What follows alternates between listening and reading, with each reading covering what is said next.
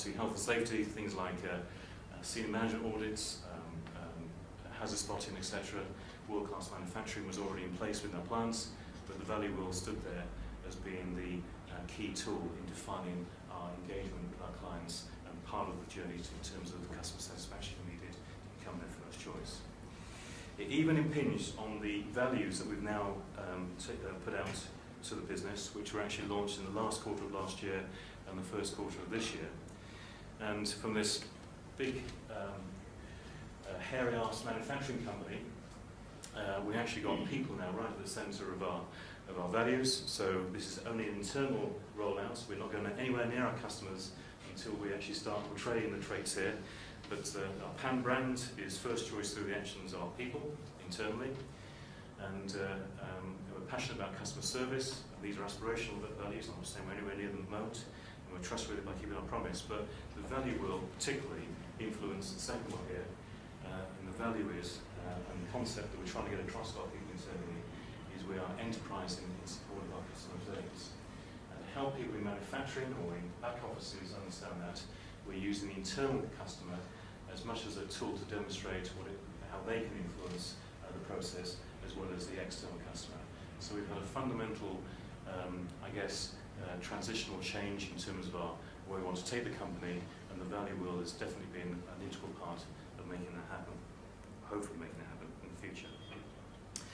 I apologise to Stavros and Shell before my presentation, because this is a plagiarism of some work that I saw the last time I was here. In fact, there's only a few words been changed. One of it's the company name at the top, something about power. So, apologies. Absolutely. I'll buy a cup of tea later. But this is at the core of our key account management. And we're basically saying to our sales guys, and indeed our sales guys have their sales incentive scheme, I'll tell you a bit in a minute, tied into this, that we will only have key accounts who are prepared to collaborate with us. And in the water industry, you've got to actually take them to drink water, because at the moment they don't see the need. So we've actually got to convince them that there is a need to collaborate with manufacturers in the first place. We're saying that we're only going to deal with key accounts that will target with us jointly or with other partners, their partners, total cost of operation and ownership, and agree with us scope of activity, key KPIs, and who will actually then choose what we call benefit projects within a benefits register that's jointly owned, jointly signed off, that we can show progress against. Because for us, every 3 to 5 years, we will be asked to tender against a framework again. And what we're trying to show is that there is inherent value dealing with Saint-Gobain and PAM, more than they can get from any of our competition, than just comparing prices every 2 to 3 or 5 years. So that's embedded in, and by the way, we only have 3 of these today with our key accounts, so it is a tough journey, and therefore most of our salesmen who are in charge of key accounts actually miss the opportunity to win 2% of their bonus, because 2% of their bonus was about getting these benefits registers signed off and jointly owned with our water customers. So just a little bit about success. Start with the crisis. Big one, biggest water utility, our biggest water utility customer, worth anything between 3.6 and 7 million, and boy, excuse my French, have we pissed them off big style. Because with the huge assets, industrial assets we had in the UK, before we started any budget, we had -5 million pounds of underactivity on our budget process before we even started looking at other things in the budget. So unfortunately, we had to make a decision within the group to close down our pipe plant, our fittings plant, our valves plant. Not only that, we had to change the product definition and get our customers to accept another product definition of over 37,000 SKUs, if that's the expression. And that wasn't an easy job to do. And that's 37 new product codes, etc. We then had to manage a supply chain that stretched from Brazil to China, taking in many European countries to service the UK market. And that was from an organisation that, quite frankly, had a stockyard and had a stockyard team, and the stockyard distribution team really were at the front end of our thinking.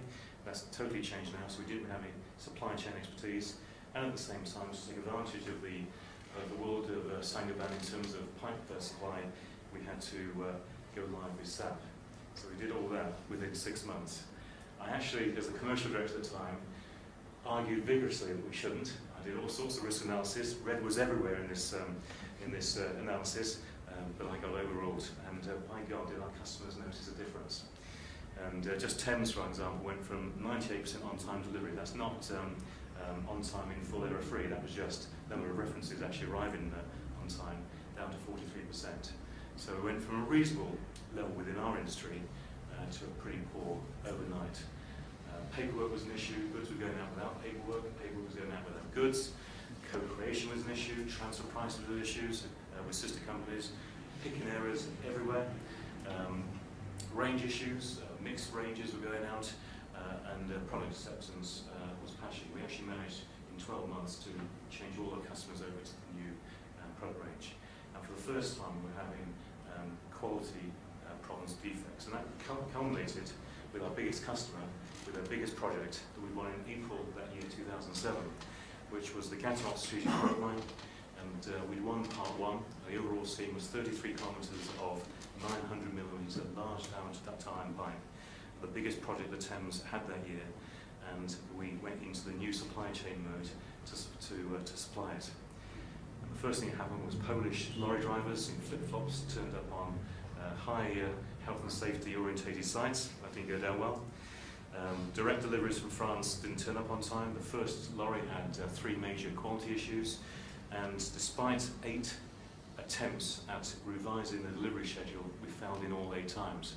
And we just realised the cultural differences between us and France, and what managing an extended supply chain meant, particularly through and across harbours and across the Channel. So, Thames' response, I think, was pretty expected. It was, we don't want to deal with you anymore. You need to get better very quickly. Phase 2 of Gasox went to an Indian pipe producer. That was a real slap on the face. And they were also awarded a secondary supply agreement as a security supply that was never needed in the industry before. And they went out of their way within Thames to find substitute products away from our offering. And not surprising at the time, RWE owned them. They also had a steel company called Fuchs in Germany, and they went across to use a lot of steel. However, at that low point, we started on the journey with Breese. And what changed? Well, I read out the commodity statement. I think we quickly got through the ship list. And the biggest change of all, which I'll talk about in a minute, was we suddenly realised that from this problem of closure of plants, change of product definition, the supply chain, that actually, when we put our heads above the parapet and looked around the world, we had some fantastic, innovative solutions to bring to the UK market. And within about 3 months, we were able to start articulating at senior level what it could mean to Thames going forward. So it was a very quick process for us. So from the piranha of the world, the black sheep of all sales managers, suddenly the local sales manager was invited onto the Pipeline Utilities Group. It wasn't the first supplier to be on, but that's a standards group within Thames. So we're beginning to get to the table. Not only that, Thames had actually formed a new pipeline category committee. So if the PUG group was about standards and shaping the standards for Thames in the future, the actual commodity committee was about how to release from new solutions values to in Thames. And we were the only non-Thames person to be nominated onto that pipeline committee. So from absolute black sheep to now getting on the inside of the customer. The chief executive, CEO, a guy called Steve Shine at the time, we were the only manufacturer of 20 companies who were mainly consultants and contractors being invited in, logistics business as well, to tell him how he could release value within his organisation. And believe it or not, about 5 months after we started this journey, we were actually judged #2 supplier within Thames. So things can happen fast with this, with the value world. And today, one of the companies we do have the benefits register with joint ownership is Thames Water. So there we were, sitting with what we thought was a problem, and suddenly we had a load of opportunity. However, when we first brought the opportunity to the country, we were still putting it out on the market in the good old-fashioned way, which was, okay, it's a good idea, got features and benefits, it's a bit more expensive to make, what's our price point, and then going out to market. No idea of actually the value we could create. And we went, I think, along to water companies with two messages. And I think the first message was, once we realised the inert value that we had that we translated in customer value, and quite substantial customer value, the first message was,